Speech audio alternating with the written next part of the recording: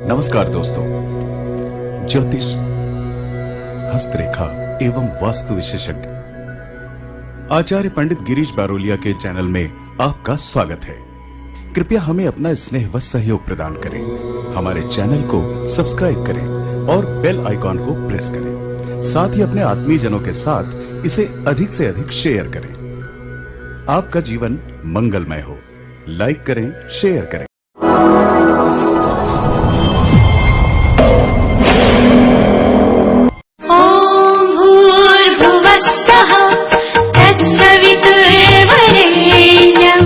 भर्गो देवस्य धीमहि धियो यो नः प्रचोदयात्।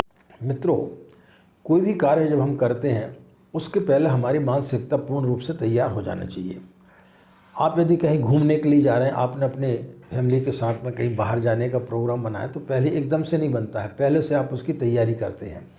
तो जितनी दूर जाना है और जितने दिन के लिए जाना, उस हिसाब से व्यक्ति तैयारी करता है। तो 9 दिन की जब हमें साधना करना है, तो 9 दिन की साधना किस प्रकार से करना, उसकी चिंतन मनन आपको पहले से कर लेना चाहिए। ऐसे नहीं कि आपने जो नवरात्रि प्रारंभ हो रही और आपने हमारा वीडियो सुना और उसी समय आपने जो है संकल्प ले लिया और आपने करना प्रारंभ कर दिया। फिर क्या होगा, कोई ऐसी परिस्थिति आ जाएगी कि आपका अनुष्ठान जो है वो उसमें कोई व्यवधान आ सकता है। इसलिए पहले से ही आपको मानसिकता तैयार कर लेनी चाहिए कि इन 9 दिनों में कहीं आपको कहीं बाहर तो नहीं जाना है, कोई आपका प्रोग्राम तो नहीं है, आपके घर में किसी शिशु का आगमन तो नहीं होने वाला है। जीवन मृत्यु की बात अलग होती है कि वो आपके बस में नहीं रहता है, लेकिन आपके घर में यदि कोई डिलीवरी इत्यादि होने वाली, तो उसका आपको एक अंदाज़ा रहता है कि इस समय तक डिलीवरी हो सकती है। बहनों को ध्यान रखना चाहिए कि इस समय पर आपकी अपवित्रता यानी आपका मासिक धर्म तो नहीं रहेगा। इन सब सारी चीज़ों का चिंतन मनन करने के पश्चात में एक दिन पूर्व जो है आप संकल्प लें, एक नारियल ले लें, उसमें आप कलावा बांध लें और उसको गायत्री माता के चित्र के समक्ष रख दें। एक पाटे पर जो है आप पीला वस्त्र बिछा दें, गुरुदेव माता जी और गायत्री माता का आप वहाँ पर चित्र रख दें।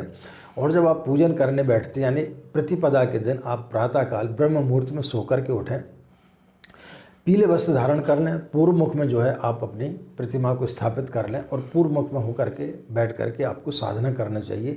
वस्त्र आपको एकदम हल्के पहनना चाहिए। चमड़े इत्यादि से बने हुए बेल्ट इत्यादि आपको नहीं पहनने चाहिए। बहनों को जो है जहाँ तक संभव हो सके साड़ियाँ पहनना चाहिए या सूट पहनना चाहिए। बाकी जीन्स वगैरह या इस प्रकार के कपड़े पहनने में जो है आपको दिक्कत जाएगी। उसमें यदि आप बैठ करके साधना करेंगे तो उतनी देर तक आप साधना नहीं कर पाएंगे। इसलिए जहाँ तक संभव हो भारतीय वेशभूषा में आपको बैठना चाहिए। सर्वप्रथम जो है आप षटकर्म कर लें, पवित्रीकरण, आचमन, इसके पश्चात में शिखाबंधन, प्राणायाम, फिर न्यास की क्रिया कर लें। फिर उसके बाद में पृथ्वी माता की पूजन करें और उसके बाद में कलश और दीपक का पूजन कर दें। मंत्र यदि आपको याद है तो मंत्रों के माध्यम से करें, अन्यथा जो है आप गायत्री मंत्र बोलते जाएं और एक एक चम्मच जल वहाँ पर छोड़ते जाएं।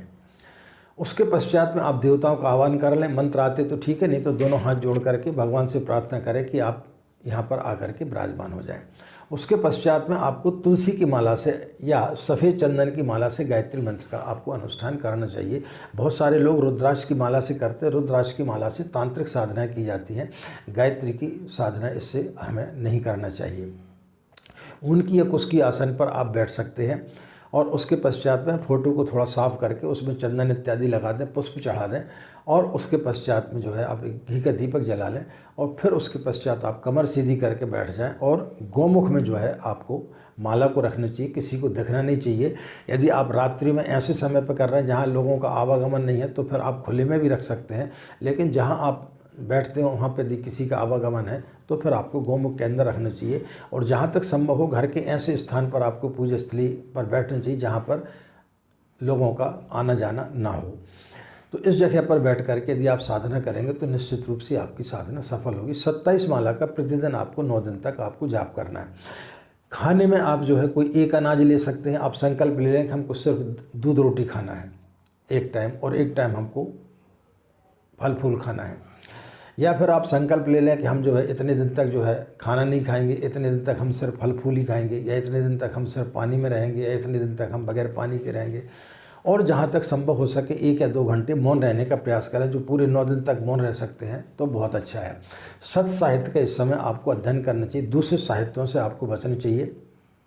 इस प्रकार के सीरियल इत्यादि आपको नहीं देखना चाहिए जिससे कामुकता व्यक्ति के अंदर पैदा होती है।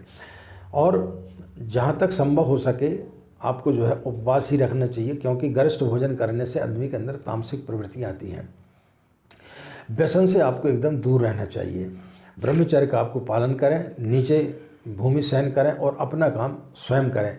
ज़्यादा लोगों को ढिंढोरा नहीं पीटना चाहिए कि हम जो है गायत्री मंत्र का अनुष्ठान कर रहे हैं। बाल आप बढ़ा सकते हैं, नहीं तो आप जो है डेली भी आप उसको अपने हाथ से काट सकते हैं, लेकिन बाहर जा कर के आपको नाई से कटिंग नहीं करवाना है। इन सब चीज़ों का आपको ध्यान रखते हुए गायत्री की यदि आप साधना करेंगे तो निश्चित रूप से आपकी साधना सफल होगी। 9वें दिन जो व्यक्ति एक ही बार में 27 माला का जाप कर रहे हैं तो वो 9वें दिन जो है सुबह माला का जाप करके हवन इत्यादि कर सकते हैं। और जो लोग 2 या 3 बार में जाप कर रहे हैं, कई लोग जो है 27 माला का जाप एक ही बार में नहीं कर पाते हैं, तो वो सुबह, दोपहर और शाम 3 समय में कर सकते हैं। सुबह और शाम को विभक्त कर लें, लेकिन समय एक ही रखें। 9 दिन ऐसा नहीं कि कभी आप 9 बजे कर रहे हैं, कभी 10 बजे कर रहे हैं, कभी 4 बजे सो को उठ रहे हैं। जो भी समय है वो 9 दिन तक आपका एक ही समय निर्धारित होना चाहिए और वो एक ही निर्धारित समय पर आपकी पूजा समाप्त होनी चाहिए।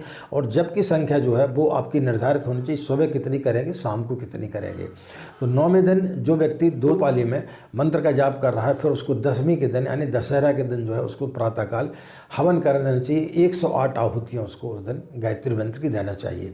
तो हवन करने के पश्चात में आप अपना व्रत तोड़ सकते हैं। कन्याओं को आपको 9वीं के दिन भोजन कराना चाहिए। कि सामर्थ्य है उस आधार पर आपको कुछ दान पुण्य भी जरूर करने चाहिए होगी। तो इस प्रकार से आप गायत्री का लघु अनुष्ठान इस नवरात्रि में कर सकते हैं। आप सभी के अंदर बैठे परमात्मा को हमारा प्रणाम। हमें आज्ञा दें। नमस्कार। ओम शांति।